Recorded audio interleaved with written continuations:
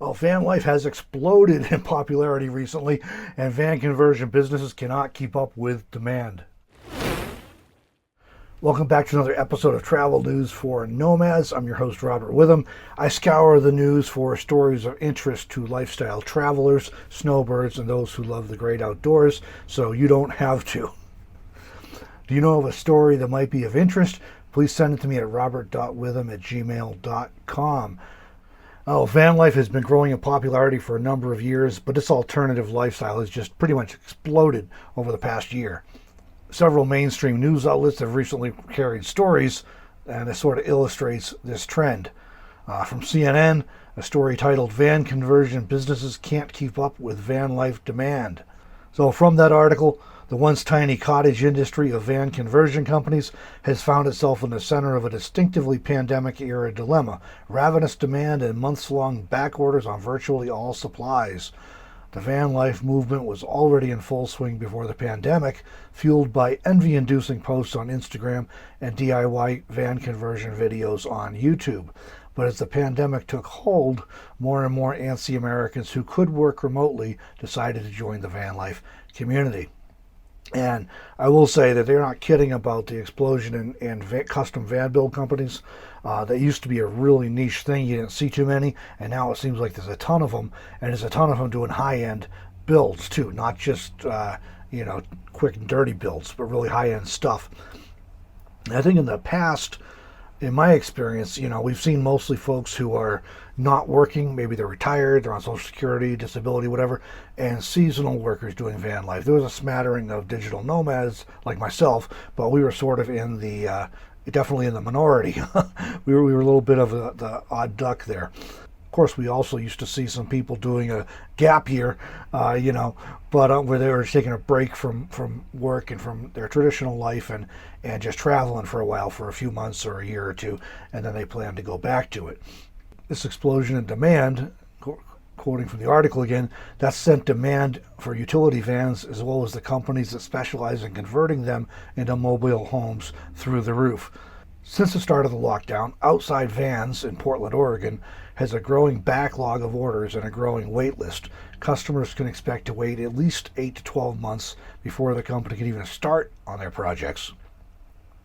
And of course, shortages of available vans are also creating challenges for those wishing to try van life. Whether you're looking for new vans or used vans, they can be hard to come by these days because it used to be, not so many years ago, you could pick up a decent used van for next to nothing because nobody wanted them. But the whole thing with van life has really exploded to the point where it's really hard to find vans. And if you do find one, you just have to have cash in hand to buy it immediately because it'll be gone in literally minutes or hours at the most. Well, for Cascade Vans in Bend, Oregon, one of the worst shortages has been windows, which are 3 to 8 months back ordered. Cascade, which is fully booked through the year, anticipates at least another year of supply shortages while vendors play catch up. And I've been hearing of supply shortages for many RV type parts over the past year, including things like air conditioners and water heaters. I hadn't heard about the windows before, but I suppose that's not surprising either. Well, the CNN article goes on to note the van life is not exactly cheap, and they're looking at, in this article, they're profiling only high-end van conversion companies. So it's not really a complete picture of van life community, it's a slice. But I would argue that van life can be cheap, but with a caveat that it's often not as cheap as it is pitched to be. It still costs money. I did an article, I think about a year ago now, on what it really costs to live in a van, and that's a hard topic to cover because everybody's idea of what minimum expenses are is different. But I did the best I could and shared my own experiences and what I consider my base or floor monthly expenses. But again, even at that, it's going to go up and down depending on your cost of car insurance and how much you spend on cell phones and things like that, and how much gas you use, how often you cook in versus how often you eat out. All kinds of things are going to affect your base average monthly costs. But it doesn't have to be as expensive as they're describing in this article. Well, prices for the conversion at Cascade can range from $50,000 to $100,000. At Outside Van, where the company purchases the vans for its customers, prices can reach up to $300,000 depending on the customizations a customer chooses. All right, two quick thoughts here when I read that. The first, this is not the world in which I live. I got a 2005 Ford van, cargo van that I converted myself.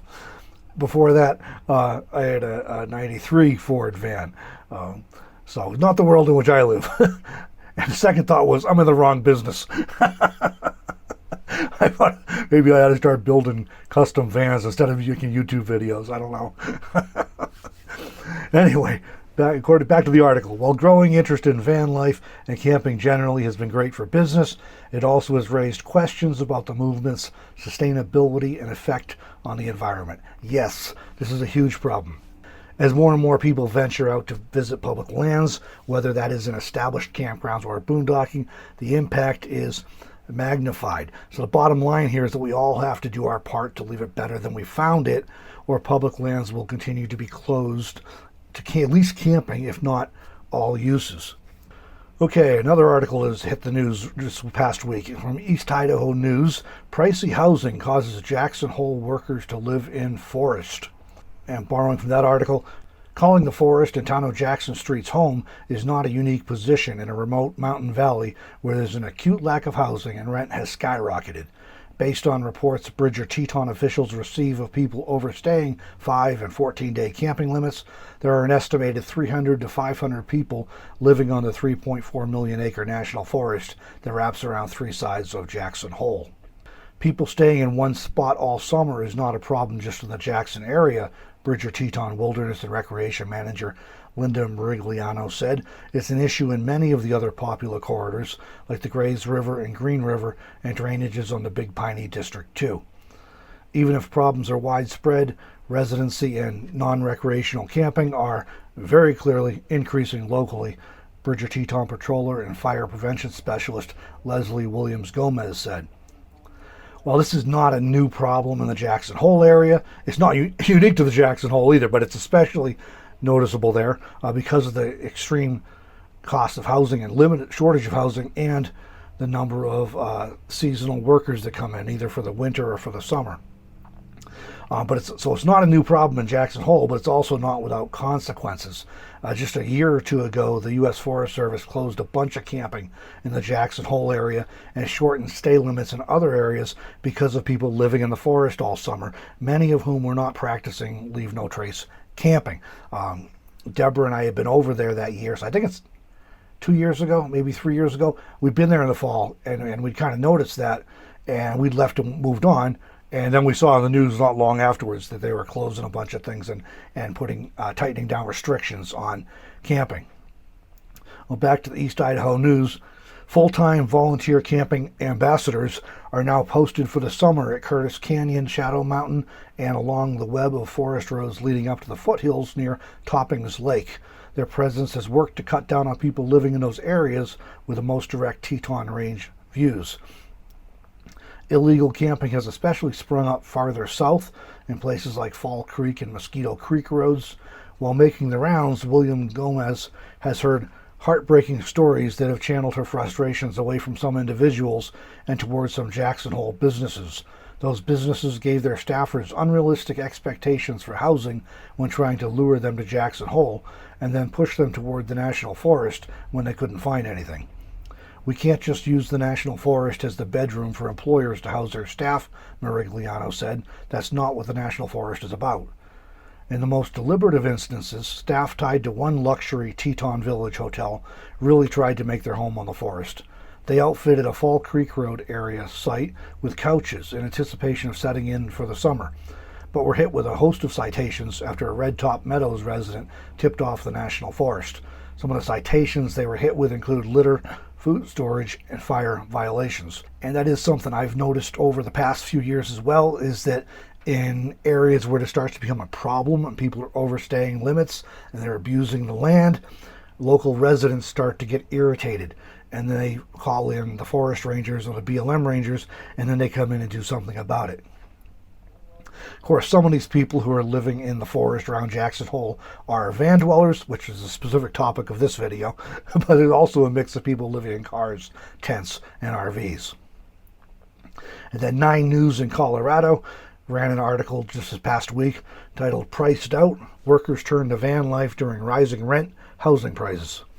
This story profiles several couples who have been living in vans because they cannot afford the cost of rent in Colorado communities any longer. They note in that article, van lifers have been growing across the country. In 2019, the U.S. Census Bureau estimated 140,000 homes listed as boats, recreational vehicles, or vans.